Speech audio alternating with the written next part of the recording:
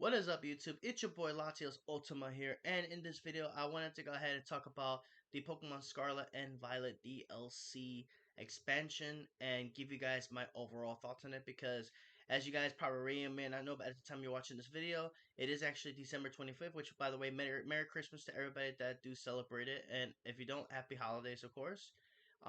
This is, of course, the final the final week of 2023 as we're about to count down to the beginning of 2024.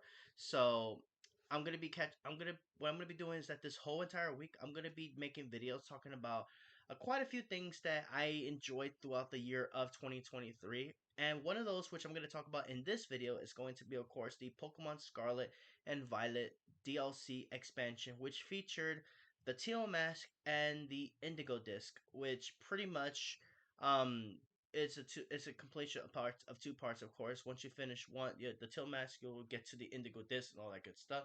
So pretty much what I'm gonna be doing is that this week I'm gonna be making a video, talking about a game that I played throughout the year. I give you guys my personal thoughts on it overall, and then which will be leading up then to the end stream, which will be happening on December 31st at 10 p.m. Eastern Standard Time. So be sure you guys tune in for that. Be sure you guys mark your calendars because I will be live for that. We're gonna be counting down to a brand new year, which as you already know, is gonna be, of course, an exciting time, of course. So with that, let's go ahead and get into it. So the DLC started with the first part, which was the Teal match, which released in September 13th, 2023, and then the Indigo Disc, which is we just had a little recently, just came out December 14th of 2023. So what are my personal thoughts on it? And people are probably wondering, was the DLC worth it? Is it really worth it? Me personally, I enjoyed it.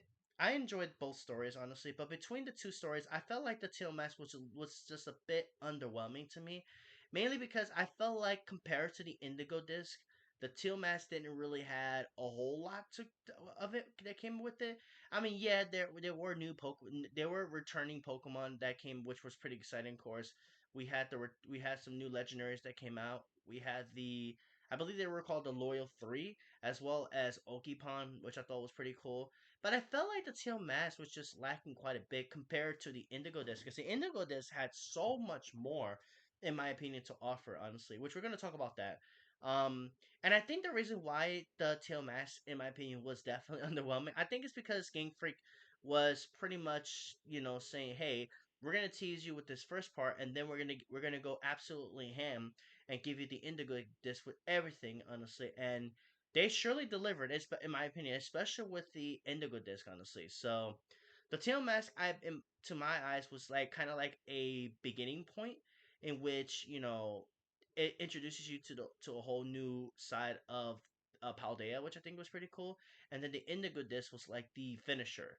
Um, and I thought it was pretty cool. And personally, with the Indigo Disc in general, I felt like there was so much epicness with the Indigo Disc. Honestly, like this second part of the DLC was amazing because it comes with obviously it comes with a lot more returning Pokemon, as well as as well as we had in addition new Pokemon, a new legendary Pokemon known as Terapagos, and which just got banned to Ubers apparently, for what I heard, because it's a little too OP.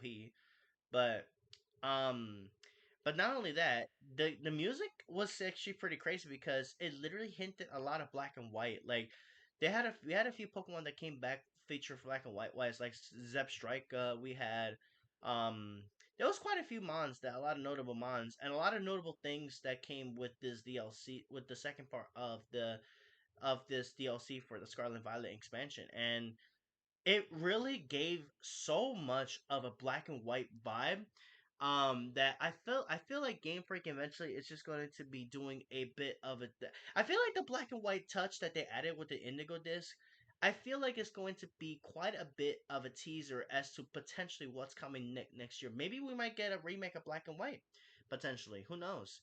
The way that they were coming out with this part, with this DLC, I feel like that might be the case, honestly. So in my opinion, I really enjoyed the Indigo Disc way more than the Tail Mask.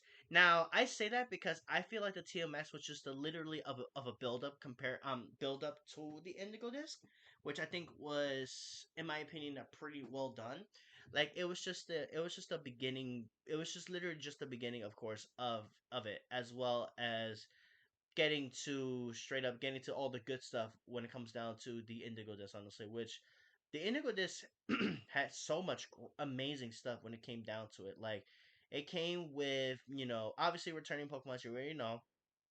In addition, also quite a few of the returning legendary Pokemon, including my favorite, as you guys already know, my boy is right here, Latios, which I'm honestly really happy that he's back finally after all this time.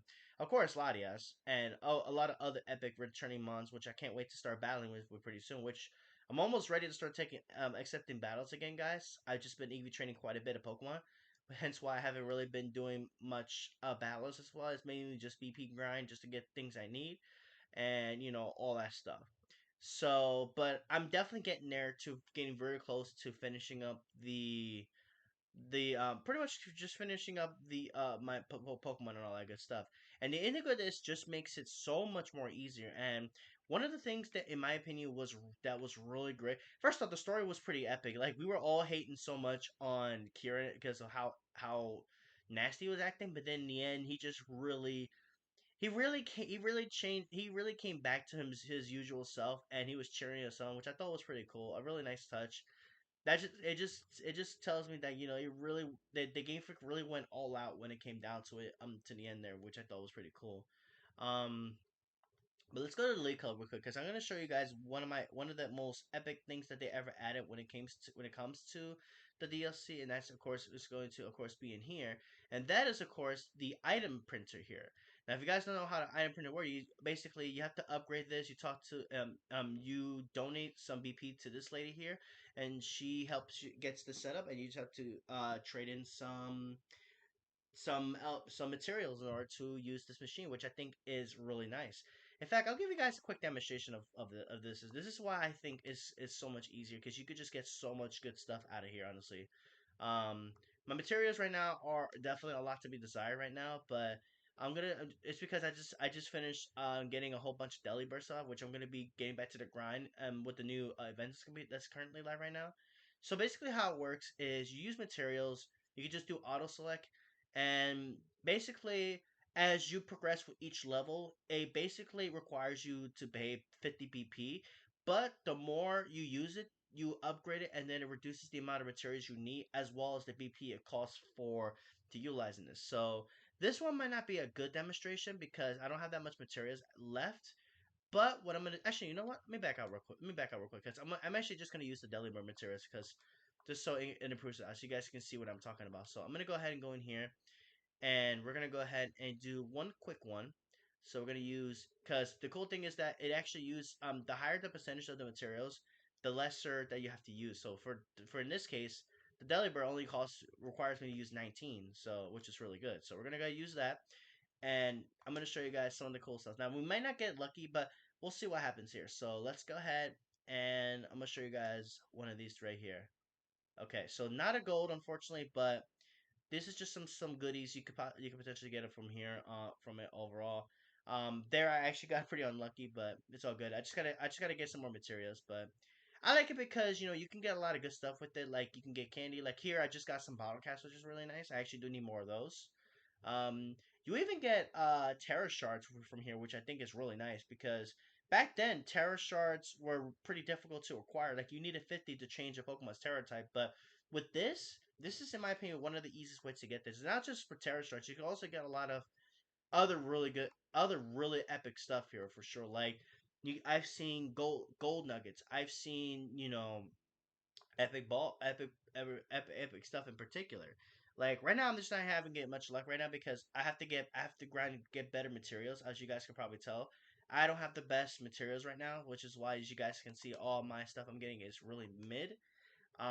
But it wasn't too bad that one actually. I just did yeah, I did get some stuff there, but yeah, you get a lot of epic stuff out of this, which I think is really cool. And one of those things that you can also get gold bottle caps, which is pretty really really cool. You can get like you can get quite a few epic stuff, honestly. Like the only reason why I'm not getting any golds is because all my materials, like I said, are not really that great. But you could also get some pretty cool stuff. Like here, I actually got some toxic ores, which is always nice. For some facade users, because I do have some plans for some facade users. Okay, now this one looks pretty good. 137%. So this might get us a goal here. Let's see. Yes, we do. Okay, we have a goal this time, so you guys can. See, we're gonna see what kind of epic things you can possibly get from here. So just so you guys get an idea. Okay, just one gold, but at least it's something. And let's see what we get. And there you go. Look at that. 2 gold bottle caps just from using material. That's insane. Like, and these sell for decent chunk. But that's just gold bottle caps. You can also get some gold, some big nuggets as well too, which is really cool. Um, there's also, of course, you can also get like the Pokeball Lotto and the times 2 Lotto, which I think is pretty cool. But yeah, just so you guys get the idea of how it looks on the honestly. But overall, I think the Indigo Disc portion of the DLC is definitely fantastic, and I think it's definitely worth it. Um, so yeah, those that's my personal thoughts on the DLC for Scarlet and Violet. Let me know in the comments below if you guys agree or disagree with anything I said. If you disagree, let me know what you think. If there was anything that was underwhelming, overwhelmed, that was amazing, that I thought was not amazing. Overall, just let me know your thoughts and all that good stuff. So with that, I'm gonna get up out of here. Don't want to make these videos too long, but thank you guys so much for tuning in. Tuning in. What? Thank you guys so much for watching this video. Of course, hope you guys enjoyed. Drop a like, subscribe, hit the bell, all that good stuff, and I'll catch you guys next time. Take care.